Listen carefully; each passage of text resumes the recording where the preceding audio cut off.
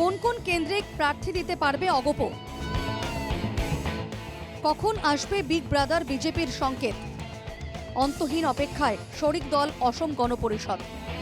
আসন্ন বিধানসভা নির্বাচনে অগপ কোন কেন্দ্রে প্রার্থী দিতে পারবে সেটা নিয়ে এখনো ঘোর অনিশ্চয়তা থাকলেও কোন কোন কেন্দ্র হারাচ্ছে অগপ সেটা কিন্তু ক্রমশ স্পষ্ট হয়ে উঠেছে। বিধানসভায় নিজেদের বিধায়ক থাকা কেন্দ্রও হারাবে অসম গণপরিষদ। অগপ নেতৃত্বের চোখের সামনেই ঘটছে সবকিছু। নিজের চোখের সামনে সব ঘটছে দেখেও মুখের উপর কথা বলতে পারছে না অগপ। রেগে ওঠারও কোনো উপায় নেই অগপর। শুধু মাঝে মধ্যে আয়োজন করা হচ্ছে সংকল্প সভার। সংকল্প সভার আয়োজন করে তৃণমূল কর্মীদের বার্তা দেওয়া হচ্ছে, অগপর জন্য ক্ষমতাই শেষ কথা নয়। সন্মুখত নির্বাচন, সন্মুখত বিধানসভা নির্বাচন, আৰু এই নিৰ্বাচনৰ বাবে প্ৰতিটো ৰাজনৈতিক দলেই এইকেইটা দিনত তৎপৰ হৈ আছে, তৎপৰ হৈ পৰিছে।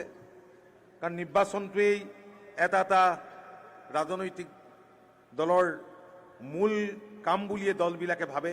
কিন্তু অসম গণ পৰিষদ দলটোৰ কিন্তু প্ৰতিজন কৰ্মীয়ে এই কথা মনত ৰাখিব লাগিব যে ক্ষমতা দখলেই আমাৰ কেৱল মূল লক্ষ্য নহয়। আজি অসম গণ পৰিষদ দলৰ প্ৰতিজন কৰ্মীক মানুহে বেলেগ দৃষ্টিৰে চায়। অতীতের স্মৃতি রোমন্থন করে জাহির করা হচ্ছে নিজেদের অস্তিত্বকে।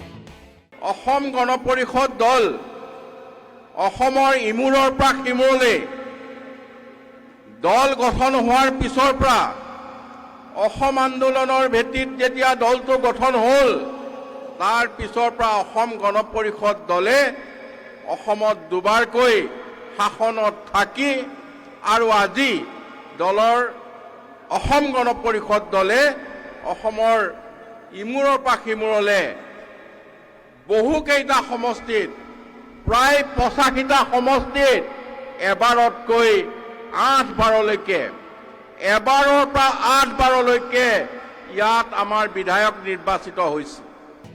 অগপ নেতৃত্ব সভা সমিতিতে এমন ভাষণ দিলেও তৃণমূল স্তরে কর্মী সমর্থকদের চাঙ্গা রাখতে চাইলেও বাস্তবে ঘটছে পুরোপুরি উল্টো। খোদ দলের কার্যবাহী সভাপতির আসনই নিশ্চিত নয়। নিশ্চিত হওয়া তো দূরস্থ, নিজের দখলে থাকা কেন্দ্রই হারাতে চলেছেন অগপ নেতা কর্মীরা।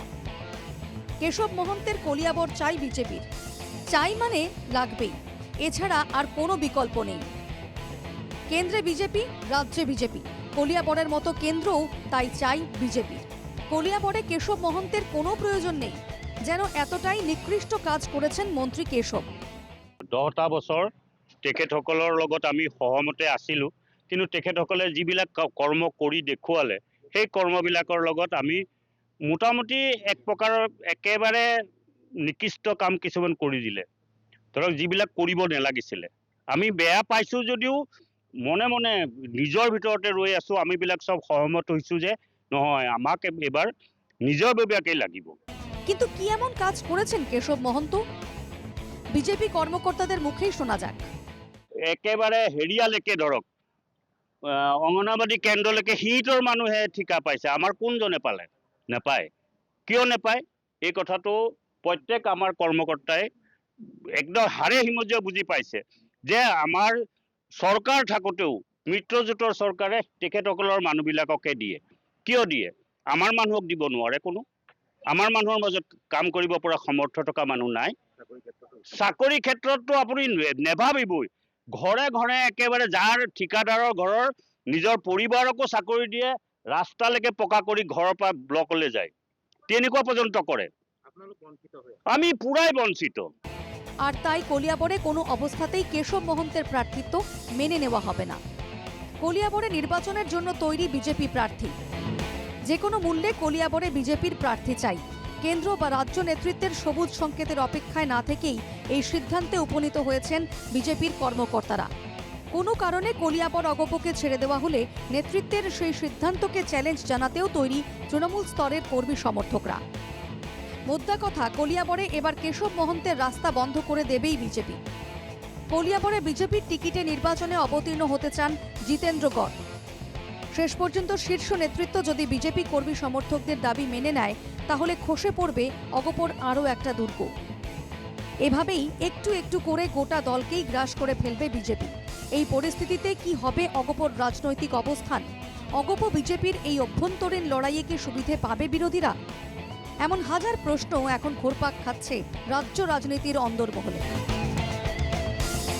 Bureau report, NKTV Bangla.